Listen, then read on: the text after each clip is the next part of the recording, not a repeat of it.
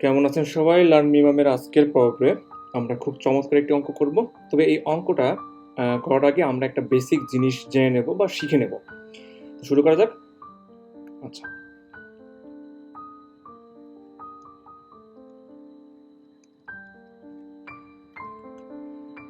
এই অঙ্কটা করার আগে আমরা একটা জিনিস বুঝে নিই। ধরে নিই দুজন বা তিনজন ব্যক্তি আছে যাদের নাম এ, বি এবং সি।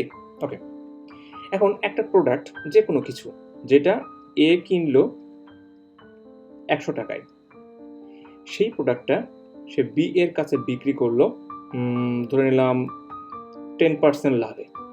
আচ্ছা, ভালো কথা, বি কিনলো, সেই প্রোডাক্টটা বি আবার সি এর কাছে বিক্রি করে দিল, আমি ধরে নিচ্ছি 10% লসে, তাই না? এটা হচ্ছে লস, এটা হচ্ছে গেইন। যদি প্রশ্নে আপনাকে বলে যে সি সেই প্রোডাক্টটা ঠিক কত টাকা দিয়ে কিনলো, গুড। এখন তাহলে আমরা যদি একটা বের করতে চাই তাহলে খুবই স্বাভাবিক কথা যে যদি 10% প্রথম সে এ যদি 10% গেইনে বি এর কাছে সেল করে দেয় তাহলে নিশ্চয়ই সেটা হবে 100+10, রাইট? তাহলে হবে 110 টাকা। ওকে, এখন এই যে আমরা বের করলাম যে 100 এটা হচ্ছে কস্ট প্রাইস আর এই 10 হচ্ছে গেইন, তাই না? এখন যদি আমি এইটা এরকম কস্ট প্রাইস এবং গেইন আলাদাভাবে বের করতে না চাই তবে কিভাবে বের করব? একটু চিন্তা করে দেখুন যে 100 টাকার জিনিস যদি 10% গেইনে বিক্রি হয় তাহলে নিশ্চয়ই দাম বেড়ে গেছে, তাই না? অনেক সময় আমরা পরীক্ষা হলে বুঝতে পারি না যেটা গুণ করব কি 110 দিয়ে গুণ হবে নাকি 100/110 হবে, তাই না? সেটা আমরা ক্লিয়ার হবো না। তো ধরে নিচ্ছি যে এই যে যেটা আমরা করি যে ধরেন আমি সেল প্রাইস বের করবো, এই 110টা বের করবো, তাই না? এই 110টা আমি যে বের করবো আমরা কিভাবে বের করি? আমরা প্রথম কস্ট প্রাইস লিখি যে 100। এবার আমরা লিখছি গেইন, তো গেইনটা 10%। এখন গেইন এই যে 10%, কার উপর 10%? এই 100-র উপরে 10%, রাইট? এই 100 ইন্টু 10% বা 10/100, এই 100টা কাটা যাচ্ছে, তারপর 110 হয়ে যাচ্ছে। কিন্তু যখন এই সংখ্যাটা যখন 100 হবে না তখন কিন্তু এটা একটু জটিল হয়ে যায়, একটু বড় হয়ে যায়। তো চিন্তা করে দেখুন, এইটা যদি আমি এরকম লিখি, এইটাই যদি আমি একবারে সেল প্রাইস বের করার জন্য যদি এরকম লিখি যে আমার কস্ট প্রাইস যেটা সেই কস্ট প্রাইস 100 টাকা গুণ, ভালো কথা, 10% লাভ। 10% লাভ মানে 100+10, তাই না? তাহলে 100+10 110/100।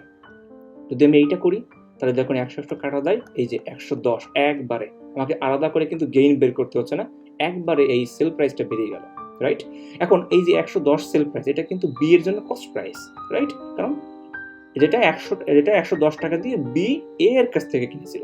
এখন বি যেটা করলো, যেহেতু সেই প্রোডাক্টটা পুরনো হয়ে গেছে, সেই প্রোডাক্টটাই বি কিন্তু সি এর কাছে সেল করে দিচ্ছে, গুড। দেখা যাক, কিন্তু সে কিন্তু 10% লসে সেল করছে।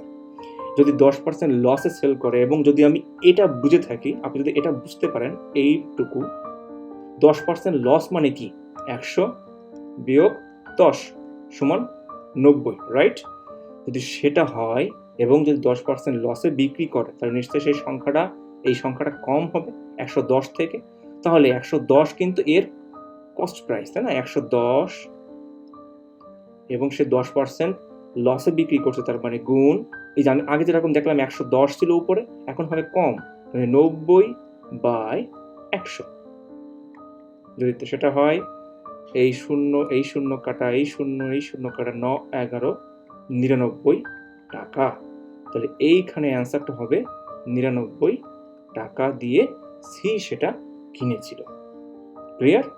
ওকে, আশা করি আপনি বুঝতে পেরেছেন। যদি না বুঝতে পেরে থাকেন তবে এই বিষয়ে আমি কিন্তু প্রথম ভিডিওতে বেশ আলোচনা করেছিলাম এবং এই ভিডিও আপনি যদি আরেকবার দেখেন আমার বিষয়ে আপনার সমস্যার কোনো প্রশ্নই আসে না।